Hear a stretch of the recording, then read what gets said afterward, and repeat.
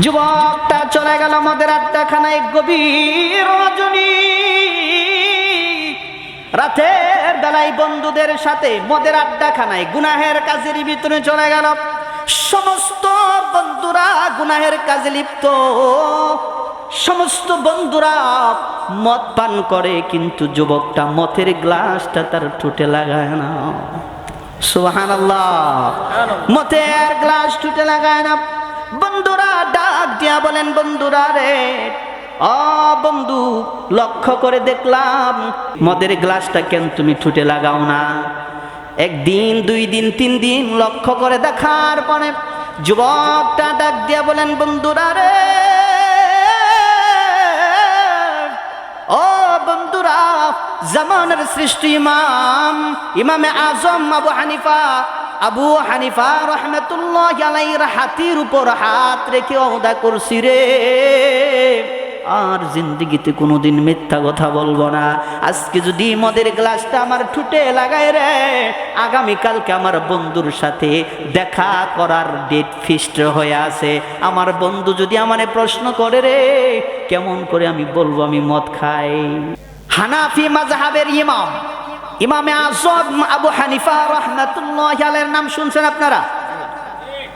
ইমামে আযম আবু হানিফা রাহমাতুল্লাহ আলাইহি, এর কাছে একজন দুশ্চরিত্র যুবক মিথ্যা কথা না বলার মাধ্যমে কি হয় লক্ষ্য করে দেখেন। মা বোনেরা যারা আছেন লক্ষ্য করে শুনেন। ইমামে আযম আবু হানিফা রাহমাতুল্লাহ আলাইহির কাছে দুশ্চরিত্র একজন যুবক, যার জিন্দেগিতে কোনো গুনাহ কাজা নাই, এমন একটা যুবক হাজির হয়ে বললেন, হুজুর, আমি আপনার সাথে দোস্তি করতে চাই। বন্ধুত্ব বলে, আমি আপনার সাথে বন্ধুত্ব করতে চাই। এবার আপনাদের মসজিদের ইমাম সাহেবের সাথে যদি দুশ্চরিত্র একটা যুবক যদি সব সময় চলাফেরা করে, উঠা বসা করে, মতলব খারাপ না বালা, দুশ্চরিত্র যুবক বললেন, আমি দোস্তি করতে চাই। ইমামে আযম আবু হানিফা রাহমাতুল্লাহ আলাইহি মহা বিপদে, বলে না বললেও সমস্যা, হা বললেও সমস্যা। না যদি বলে দেই তাহলে সমাজে আমার নামে বদনাম ছড়াবে, আর যদি হা বলে দেই লোকে বলবে টা কি, ঠিক কি না বলে? ইমামে আযম আবু হানিফা রাহমাতুল্লাহ আলাইহির জাহানের ভিতরে একটা কৌশল চলে আসছে। ডাক দিয়া বলেন, যুবক, একটা শর্তের বিনিময়ে আমি ইমামে আযম তোমার সাথে দোস্তি করতে চাই, বন্ধুত্ব করতে চাই। যুবকটা ডাক দিয়া বলেন, আপনার শর্ত কি? জামানার ইমাম ডাক দিয়া বলেন, যুবক, যেই শর্তের বিনিময়ে তোমার সাথে আমি বন্ধুত্ব করার জন্য নিয়ত করেছি, সেই শর্তটা হলো তোমার জিন্দেগিতে একটা গুনাহের কাজ ছাড়া লাগবে। আওয়াজ দিয়ে বলেন, কয়টা? একটা গুনাহের কাজ ছাড়া লাগবে। যুবক ডাক দিয়া বলেন, সেটা কি? ইমামে আযম ডাক দিয়া বলেন, যুবক, সেই গুনাহের কাজটা হলো আজকে থেকে তোমাকে ওয়াদা করা লাগবে রে, আর জিন্দেগিতে কোনোদিন মিথ্যা কথা বলবা না। সুবহানাল্লাহ কয় না? আর জিন্দেগিতে কোনোদিন মিথ্যা কথা বলবা না। যুবক ডাক দিয়া বলেন, বাকিগুলো করুন যাব তো? একটা যদি ছাইরা দেই, একটা শর্ত কয়টা? একটা মিথ্যা কথার সাথে বাকিগুলো করুন যাব। জামানের ইমাম ডাক দিয়া বলেন, আপাতত সবক একটা। আপাতত কয়টা? একটা। জিন্দেগিতে কোনোদিন মিথ্যা কথা বলতে পারবা না। আমার হাতের উপর হাত রেখে ওয়াদা করো। যুবকটা হাত বাড়িয়ে দিলেন। জামানের ইমামে আযম আবু হানিফা রাহমাতুল্লাহ আলাইহি যুবকটার হাতের উপর হাত রেখে ওয়াদা করিয়ে দিলেন, আর জিন্দেগিতে গুনাহ মিথ্যা কথা বলবে না। সুবহানাল্লাহ। ইমাম ডাক দিয়া বলেন, ঠিক আছে, সবক এই পর্যন্তই, চলে যাও। আবার ডাক দিয়া বলেন, যেহেতু তুমি আমার ওয়াদার সাথে হাত মিলিয়েছ, এখন থেকে তুমি আমার বন্ধু, ঠিক কিনা?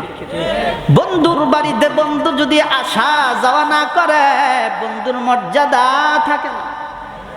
এ আত্মীয়র বাড়িতে যদি আত্মীয় না যায়, বলেন তো দেখি আত্মীয়র সম্মান মর্যাদা থাকে নাকি? বলে না। জামানের ইমাম ডাক দিয়া বলেন, বন্ধুরে, আজকে থেকে তুমি তো আমার বন্ধু হয়ে গেলা, ওয়াদা করেছো আর জিন্দেগিতে মিথ্যা কথা বলবা না, বন্ধুর বাড়িতে আসবা, আসা যাওয়া করা লাগবে। কবে আসবা? বলে অমুক দিন আসবো। লক্ষ্য করে শোনেন, যুবকটা চলে গেল মদের আড্ডাখানায়। গভীর রজনী, রাতের বেলায় বন্ধুদের সাথে মদের আড্ডাখানায় গুনাহের কাজের ভিতরে চলে গেল।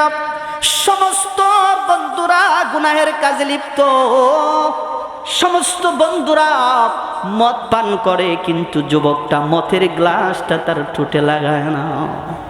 সুবহানাল্লাহ, মদের গ্লাস ঠোঁটে লাগায় না। বন্ধুরা ডাক দিয়া বলেন, বন্ধুরা রে, বন্ধু, লক্ষ্য করে দেখলাম ঠোঁটের গ্লাস কেন তুমি, এই মদের গ্লাসটা কেন তুমি ঠোঁটে লাগাও না? একদিন, 2 দিন, 3 দিন লক্ষ্য করে দেখার পরে যুবকটা ডাক দিয়া বলেন, বন্ধুরা রে,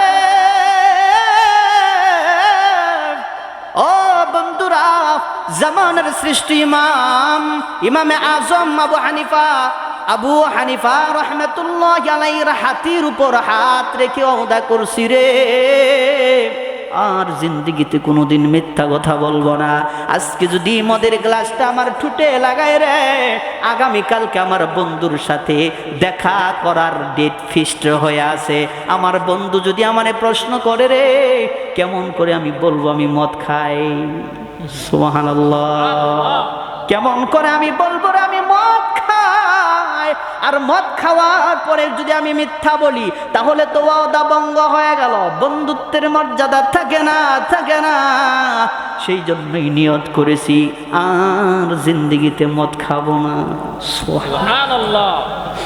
পরের দিন আবার যখন জামানার ইমামের সাথে সাক্ষাৎ, বলেন তো দেখি, বস্তু যদি কোনো মানুষ ছেড়ে দেয়, অভ্যস্ত জিনিস ছেড়ে দিলে তার জবানে পরিবর্তন, দেহে পরিবর্তন। অভ্যস্ত জিনিস যুবক ছেড়ে দিয়েছে রে ভাই। 3টা দিন পার হয়ে গেছে, যুবকটা মদের গ্লাস ঠোঁটে লাগায় না। দেহের পরিবর্তন, জবানের পরিবর্তন রে ভাই। জামানার ইমামে আজম আবু হানিফা রাহমাতুল্লাহি আলাইহি চেহারার দিকে তাকিয়ে বুঝতে পারছেন যুবকের চেহারায় পরিবর্তন, যুবকের অঙ্গ প্রত্যঙ্গের ভিতরে পরিবর্তন, জবানে পরিবর্তন। ডাক দিয়া বলেন, যুবক রে, তুমি বুঝি মদ পান ছেড়ে দিয়েছ? সুবহানাল্লাহ।